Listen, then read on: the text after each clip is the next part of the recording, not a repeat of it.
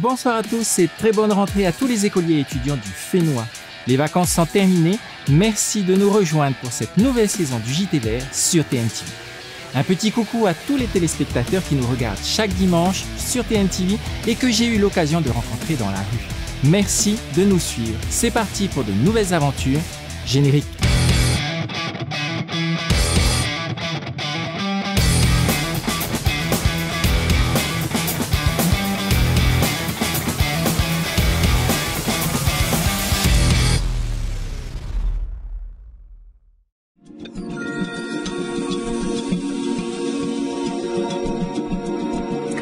Madame, Monsieur, bonsoir. Encore de fortes chaleurs en ce 17 août 2050 avec un soleil de plomb à peine voilé. Alors, la presque bonne nouvelle, c'est que cette canicule touche à sa fin. Il va falloir tout de même attendre le passage de cette perturbation qui commence à arriver. Pourquoi? Bien tout simplement parce que l'air beaucoup plus frais est à l'arrière de la dite perturbation. Alors, il est vrai que demain matin, ce voile va s'épaissir. On va le retrouver déjà de l'Aquitaine jusqu'au nord. Vous aurez beaucoup de soleil encore sur les régions de l'Est, mais progressivement, ce voile va se décaler. À l'occasion de la COP20 sur le changement climatique qui s'est déroulée à Lima au Pérou du 1er au 13 décembre 2014, Evelyne Delia, présentatrice de la météo sur TF1, a présenté une météo fiction du 17 août 2050 avec des températures dépassant les 40 degrés en France.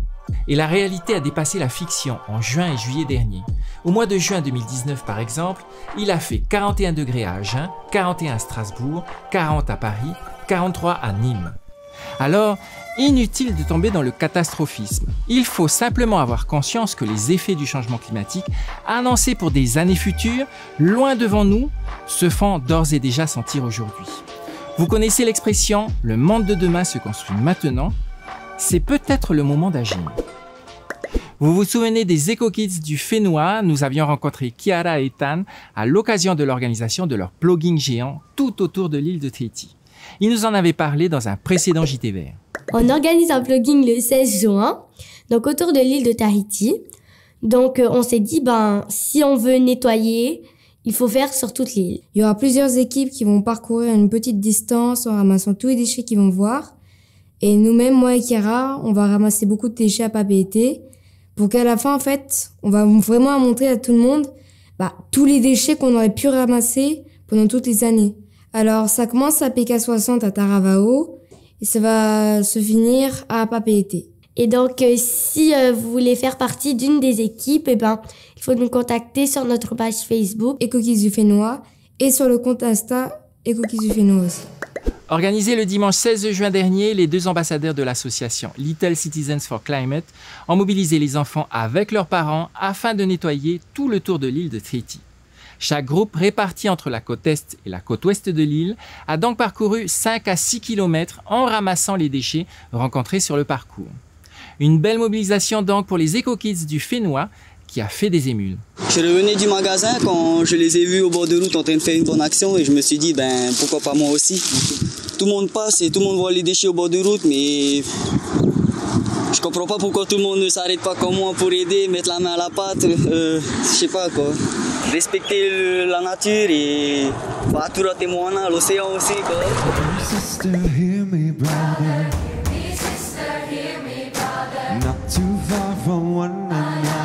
Let's Do It est un mouvement mondial qui a commencé en Estonie en 2008. Ce jour-là, 50 000 personnes se réunirent pour nettoyer l'ensemble de leur pays en une seule journée. Depuis lors, le mouvement Let's Do It, qui organise le World Cleanup Day, prend de l'ampleur chaque année. L'année dernière, l'événement a attiré 17 millions de personnes à travers le monde, issues de 158 pays et territoires. Les températures variaient entre moins 10 degrés au Canada et plus 48 degrés en Iran. Certains organisateurs ont dû faire face aux effets de 6 cyclones tropicaux, d'autres à nettoyer des territoires touchés par la guerre, des conflits et des troubles. Néanmoins, il s'agit du plus grand nettoyage jamais organisé en 36 heures. Au Fénois aussi, des associations se sont mobilisées pour nettoyer nos plages, rivières et quartiers. Ils sont venus, ils ont répondu présent. On a un groupe d'une vingtaine de personnes à peu près. Et ils donnent de leur temps, donc je tiens aussi à les remercier. Remercier tout le monde, tous ceux qui se sont déplacés, parce que c'est vrai que c'est le week-end.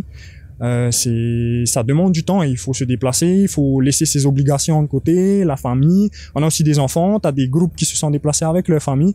Donc oui, c'est un bilan positif, je pense. Prochain rendez-vous pour le grand nettoyage de la planète le samedi 21 septembre 2019, partout sur la planète, y compris au Fénois. Nous reprenons notre série spéciale intitulée Zoom sur, l'idée de revenir chaque semaine sur une question particulière de la protection de l'environnement, la transition énergétique ou le développement durable. Tout de suite, nous faisons un zoom sur la transition énergétique.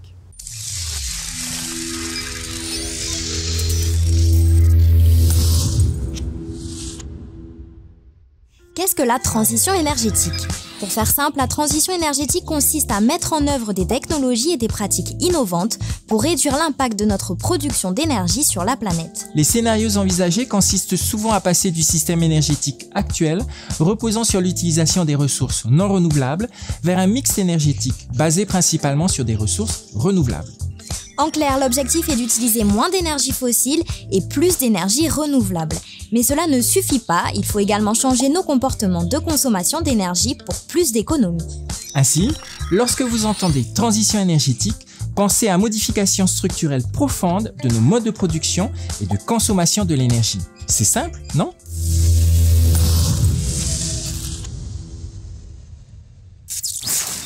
Rendez-vous la semaine prochaine pour la suite de notre série spéciale sur la transition énergétique. Quels sont les sujets de la protection de l'environnement ou du développement durable qui vous intéressent?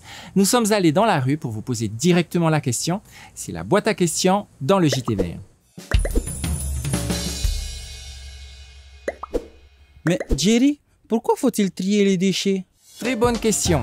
Trier ces déchets permet d'abord de les rediriger vers des entreprises de recyclage. En clair, cela permet de préserver les ressources naturelles de notre planète. Quand on sait que 50% de nos déchets ménagers sont des matières premières, il est préférable d'utiliser par exemple une bouteille en plastique recyclée pour fabriquer des vêtements ou d'autres objets en plastique. Cela permet également de limiter le recours à l'enfouissement et ainsi d'étendre la durée des installations construites pour traiter nos déchets. Au Fénois, nous produisons 365 kg de déchets par habitant et par an, soit 1 kg de déchets tous les jours par personne. Si vous habitez dans l'une des 12 communes membres du syndicat Fénois-Ma ou l'une des 6 communes membres de la communauté de communes Avaï, vous avez la possibilité de trier vos déchets recyclables. Certaines îles éloignées comme Rapa ont également mis en place des règles de tri des déchets ménagers. Chaque geste de tri vous permet donc d'aider votre commune à mieux utiliser des installations qui coûtent extrêmement cher. Mais savez-vous quel est le meilleur geste? C'est de ne rien jeter, car au final, le meilleur déchet est celui qu'on ne produit pas. Pour terminer notre JT Vert, je vous propose notre coup de cœur de la semaine. À l'occasion de l'événement mondial Earth Hour, le WWF France a proposé aux étudiants de l'ISA, l'Institut supérieur des arts appliqués, de participer à un concours vidéo. Ces vidéos d'une durée d'1 minute environ illustrent l'importance de la nature et la nécessité de s'y reconnecter. Voici Le monde de demain se construit maintenant, la vidéo de Marie et Jonas, étudiants à l'ISA.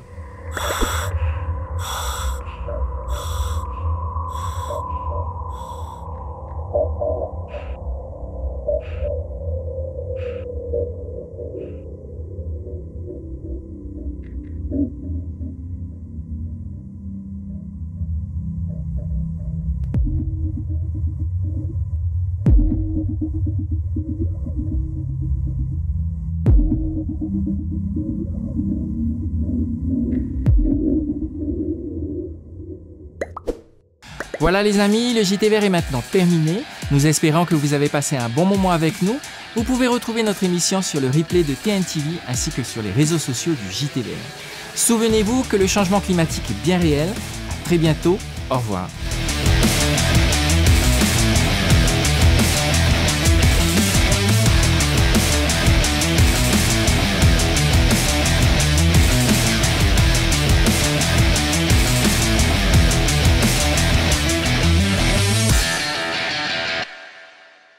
Prochainement, dans le JT Vert, nous sommes riches. Riches de notre environnement, riches de nos cultures, riches de nos populations. Dimanche prochain, je vous propose de découvrir ou de redécouvrir quelques-unes des richesses de notre Fénois. Je vous en dis pas plus, c'est prochainement dans le JT Vert.